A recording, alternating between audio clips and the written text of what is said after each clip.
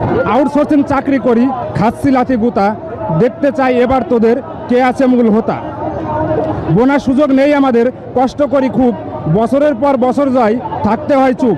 Outsourcing চাকরি করে জীবন করেছি নষ্ট, আমরা হলাম আউটসোর্সিং, হয়েছি আমরা দাস, বেতন বোনাস চাইতে গেলে কেটে যাচ্ছে পাস।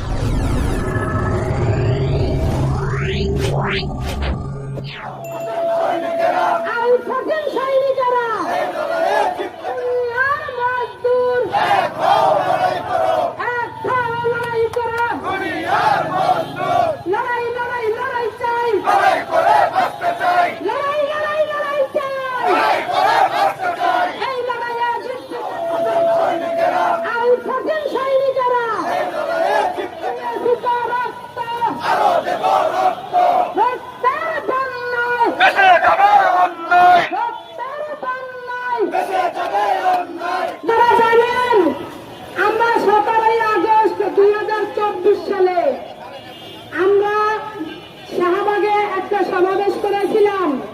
সেই সমাবেশ থেকে আমাদেরকে নিয়ে যাওয়া হয়েছিল যমুনা ভবন, যমুনা অতিথি ভবনে। প্রধান উপদেষ্টা কথা দিয়েছিলেন, আমি মাত্র এসে বসেছি, আমি এখনো কিছু জানি না, তবে আপনাদের কারো চাকরি দেবে না নিশ্চয়তা দিলাম। কিন্তু আমাদের সারা বাংলাদেশে যে সকল ভাই বোনেরা আছেন যারা আউটসোর্সিং চাকরি করতেছেন, প্রায় 20 থেকে 30,000 ভাই বোনের চাকরি চলে গেছে।